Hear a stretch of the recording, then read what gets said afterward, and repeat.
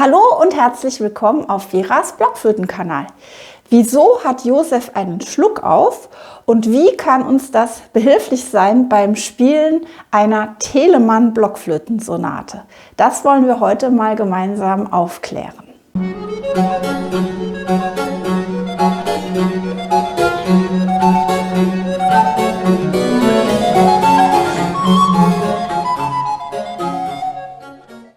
Auf die Idee mit dem Josef und dass er Schluck auf hat mich mein Schüler Daniel gebracht, mit dem ich diese Woche eine Telemann-Sonate durchgenommen habe, nämlich in F-Dur aus dem Getreuen Musikmeister und davon der dritte Satz, das Allegro. Daniel hat viel Erfahrung mit Barockmusik und weiß auch schon, wie man schön bläst, schön artikuliert, kann auch alle Griffe dieses Stückes ohne Probleme spielen. Und trotzdem fehlte dem Stück noch sozusagen der gewisse Pep, das gewisse Etwas. Und Daniel sagte, ja, ich mache ja schon lange und kurze Töne und ich artikuliere schon differenziert. Wie kann ich das Ganze jetzt noch ein bisschen spritziger bekommen? Also erstmal könnt ihr mal kurz in das Stück reinhören, dieses Allegro von Georg Philipp Telemann.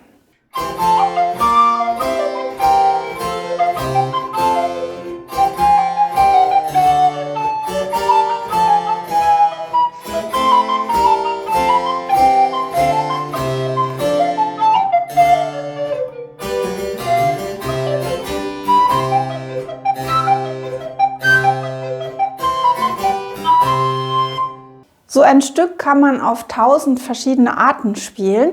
Die Noten stehen zwar da, an den Rhythmus und die Notenhöhe sollte man sich natürlich halten, aber gerade in Barockmusik wisst ihr ja jetzt schon von mir aus etlichen Videos, dass man die Töne nicht immer genauso spielen muss, wie sie dastehen. Zum Beispiel kann man auch mal Staccato anbringen und andere Töne eher breit ausspielen und das ist auch sehr wichtig, um das Stück zu gestalten. Jetzt kann man bei diesem Allegro denken, ja, ich spiele doch da schon ein paar Töne schön kurz und spiele das doch schon im Allegro-Charakter, denn Allegro heißt ja wörtlich heiter und das würde dann vielleicht erstmal so klingen.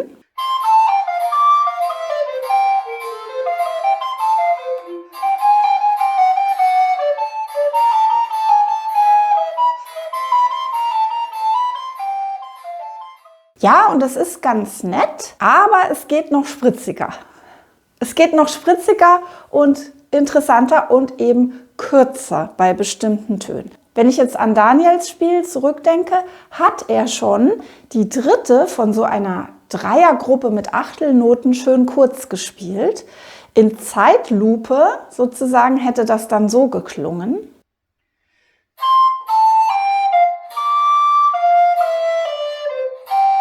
Und jetzt wird es interessant. Wir haben nämlich auch die Möglichkeit, bei der jeweils zweiten Achtel schon kurz zu spielen. Das ist ja in diesem Stück ganz oft so, dass die zweite Achtel unter einem Bindebogen steht. Und gerade in der Barockmusik ist es oft sehr passend, wenn man die letzte Note unter einem Bogen kurz und leicht spielt. Also für uns mit der Blockflöte heißt das vor allem kürzer spielen, denn wenn wir es einfach leiser spielen würden, dann würde unsere Stimmung darunter leiden. Also der Ton würde sozusagen in den Keller absinken und würde zu tief klingen. Wir müssen also ganz viel mit Länge und Kürze machen.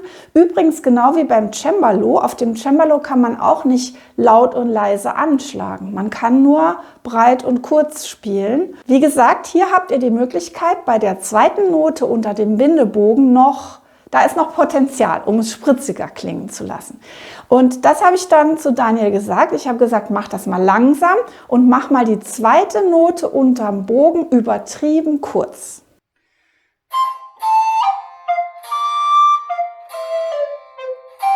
Ja, und da hat Daniel erstmal gesagt, das klingt ja wie Schluck auf.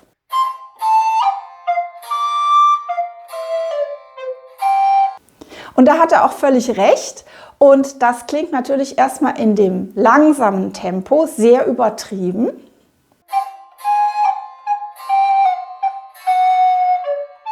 Aber in einem schnelleren Tempo, würde ich mal behaupten, ist das ganz gut vertretbar.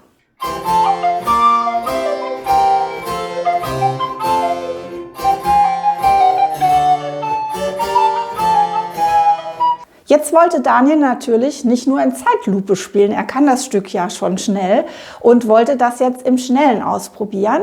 Und dann kam aber ganz schnell wieder diese frühere Version raus, wo die zweite Note ein bisschen untergeht. Die ist dann vermeintlich kurz. Daniel meinte, er spielt die kurz, aber wenn man genau hinhört, auch im schnellen Tempo ist diese zweite Note jeweils noch gar nicht richtig kurz.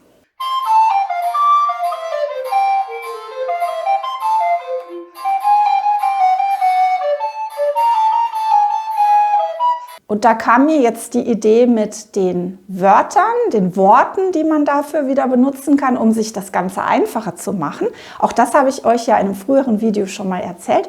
Übrigens, wenn ihr genauso Blockflötenbegeisterte seid wie ich und meine Videos euch helfen und gefallen, dann würde ich mich sehr freuen, wenn ihr meinen Kanal abonniert und dadurch meine Arbeit unterstützt. Vielen Dank. Okay, also wir haben gesagt, wir brauchen ein Wort. Und da ist mir eingefallen, Weihnachtszeit, Josef. Achtung, Ohren zu halten, ich muss jetzt singen. Der Josef ist da, der Josef ist da. So, das klingt jetzt nach dieser etwas schlapperen Version. Der Josef ist da. Und da haben wir jetzt draus gemacht, der Josep. Damit das richtig schön kurz wird, dieses zweite Achtel. Achtung, wird wieder schief. Der Josep ist da, der Josep ist da. Der Josep ist da, der Josep ist da. Und das kann man dann aufs ganze Stück anwenden. Der Josep, der Josep, der Josep. Und mit dieser Vorstellung gelingt euch das. Erstmal so schön schaurig singen, wie ich das mache, und dann mal versuchen, das auf die Noten anzuwenden. Ihr könnt euch auch diese Wörter so drunter schreiben, also einfach an die entsprechende Note, die entsprechende Silbe. Und das muss man natürlich immer erst auch mal in Zeitlupe üben, damit das im schnellen Tempo geht.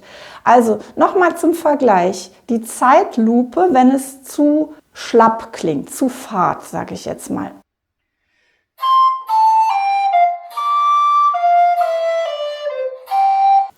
Und dann nochmal in Zeitlupe mit dem Josep.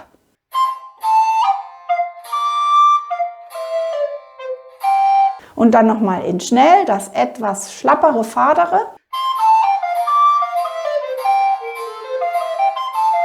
Und das spritzigere.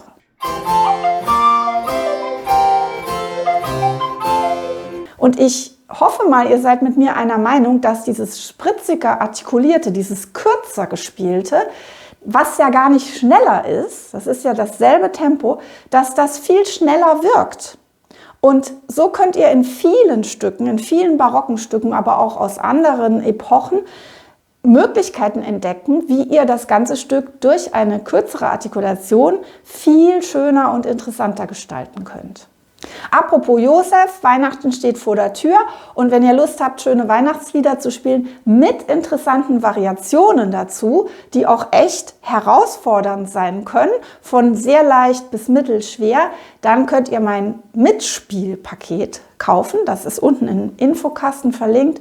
Da könnt ihr 20 bekannte Weihnachtslieder mit 50 Variationen spielen, also 70 Liedchen insgesamt. Entweder mit Sopranblockflöte oder mit Altblockflöte, und ich habe mir sagen lassen, dass es sehr viel Spaß macht. Wenn euch das Video gefallen hat, dann freue ich mich sehr über einen Daumen hoch und wäre natürlich froh, wenn ihr nächste Woche wieder dabei seid auf Veras Blockflötenkanal. Bis dahin, tschüss!